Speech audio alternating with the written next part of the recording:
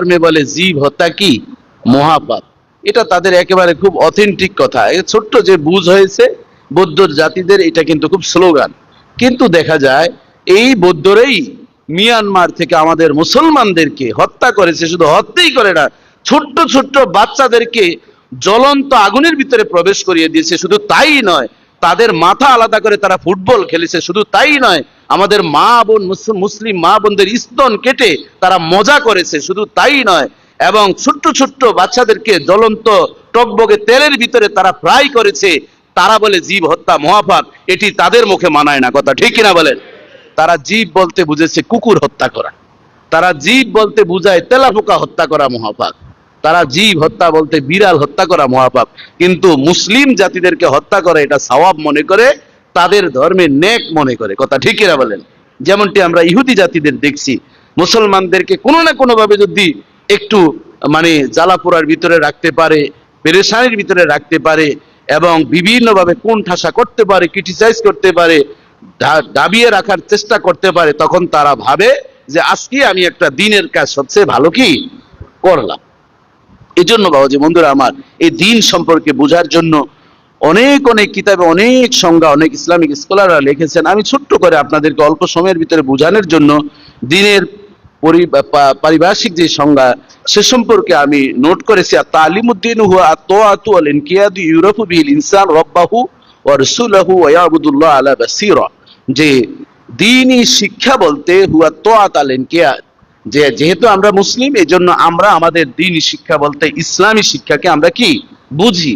এই ইসলামী দ্বীনি শিক্ষা বলতে সেটি হচ্ছে তাআত ওয়াল ইনকিয়াদ, আনুগত্যতা, রেসপন্সিবিলিটি না দেখে আল্লাহকে বিশ্বাস করা, নবীজিকে না দেখে নবীর আদর্শ গুণগান, তার হাদিস সুন্নাহ, এই বিষয়গুলো আমরা জেনে নবীজির প্রতি অগাধ বিশ্বাস স্থাপন করা।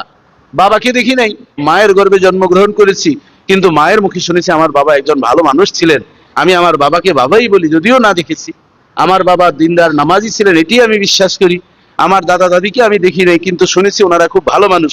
এই যে মুরব্বীদের মুখে শুনে আমাদের পূর্বপুরুষদেরকে যেমনি ভাবে স্বীকৃতি দেই, নবী রাসূলদেরকে স্বীকৃতি দেই, যিনি সৃষ্টি করেছেন সেই রবকে বিনা দ্বিধায় আমরা মেনে আমরা কখনো দাঁড়িয়ে থাকি, কখনো আবার একটু রুকুতে যাই, কখনো বুঝি আর না বুঝি সেই রব্বে করিমের কদমে আমরা লুটিয়ে পড়ি, লড়াকে লাগিয়ে দিই।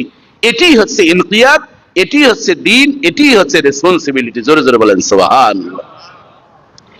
ইউরাফু বিল ইনসান রাব্বাহু, মানুষ এই আল্লাহকে চিনে এই দ্বীনের মাধ্যমে, রাসূল এবং তার রাসূলকে চিনে, আবুদুল্লাহ আলা বাসীরা, এবং আল্লাহর ইবাদত করে সে কোরআন পড়ে। কোরআন পড়ে, যেমন কবরে যখন রাখা হবে প্রশ্ন করা হবে মান রব্বুকা ওমা দীনুকা ওমান নাবিয়ুকা। যখন প্রশ্ন করা হবে মান রব্বুকা, তোমার রবের নাম কি, রব্বি আল্লাহ। এরপর প্রশ্ন করবে ওমা দীনুকা, তোমার ধর্ম কি, দীনি আল ইসলাম। ওমান নাবিয়ুকা, তোমার নবীর নাম কি, নবিয়ুনা মুহাম্মাদুর রাসূলুল্লাহ সাল্লাল্লাহু আলাইহি ওয়াসাল্লাম। এরপরে চতুর্থ আরেকটি প্রশ্ন করবে ওমান আলেমতা। এই তিনটি প্রশ্নের উত্তর তুমি কোথায় থেকে পেলেন?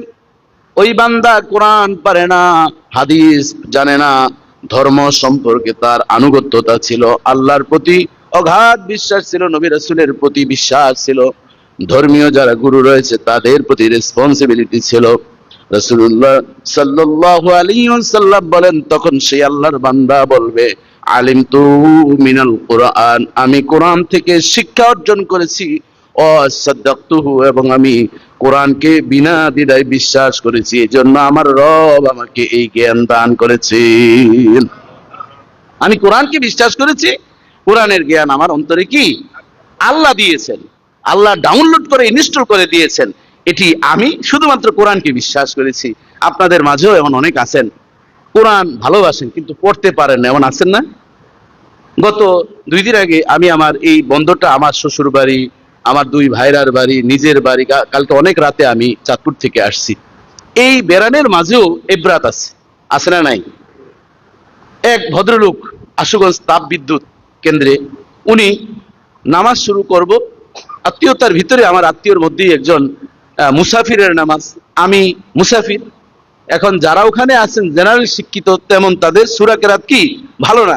আমি যখন ঘোষণা দিলাম যে আপনাদের ভিতরে যেহেতু আলেম নাই, তাহলে নামাজটা আমারই কি পড়াতে হবে। আমি 2 রাকাত পড়ে সালাম যখন ফিরাবো, তখন কি করবেন আপনারা দাঁড়িয়ে বাকি 2 রাকাত পড়বেন। সাথে সাথে এক জেনারেল শিক্ষিত বলল যে কেন এটা আবার কোন বিধান?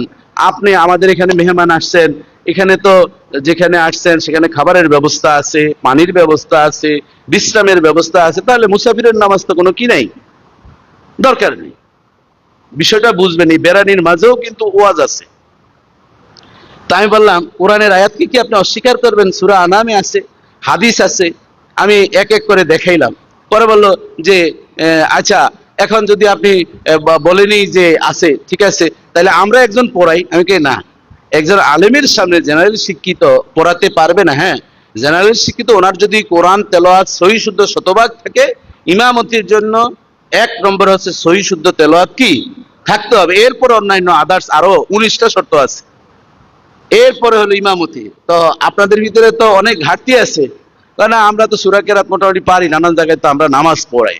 আমি বললাম তর্ক না করে মনে হয় নামাজটা পড়াই উচিত। নামাজের মাঝেই কিন্তু একামত শেষ, নিয়ত করার আগের এই মুহূর্তের এই কথাগুলো চলছে।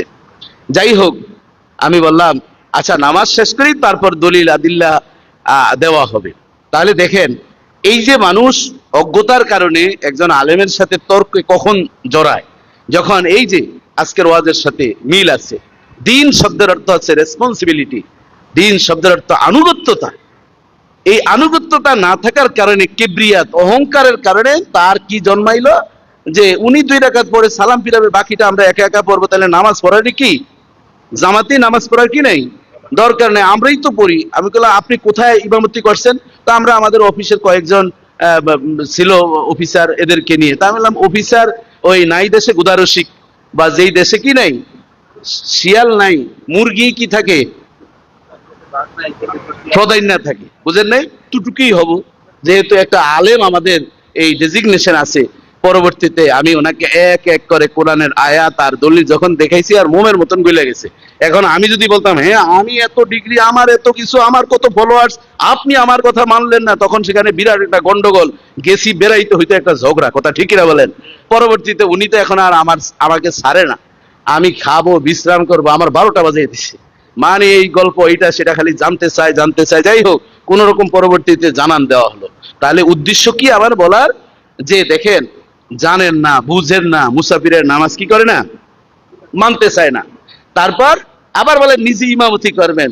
আমি বললাম নিশ্চয়ই আপনি সূরা ফাতিহাটা যদি এখন তেলাওয়াত করেন, আপনি নিজেই লজ্জা পাবেন। হ্যাঁ সেটা ঠিকই বলছেন, যেমন আমার আমতাটা আমার ভালোভাবে আসে না, আপনারা যেমন আমতা বলেন, আমি পড়তে গেলে আমার আমতা। আমি বললাম হ্যাঁ, নিজে স্বীকার করছে, কারণ অফিসারের ভিতরে উনি ওই আমতা অন্তত পড়তে পারে। ইয়া কা না আবুদু না পড়লে ইয়া কানা আবুদু কানাস্তাইন, সিরাতাল্লাযিনা আনআমতা আলাইহিম অন্তত তো পড়তে পারে। অনেকে তো সেরাতাও পারে না। এর ভিতরে কিন্তু উনি অনেক জানতা।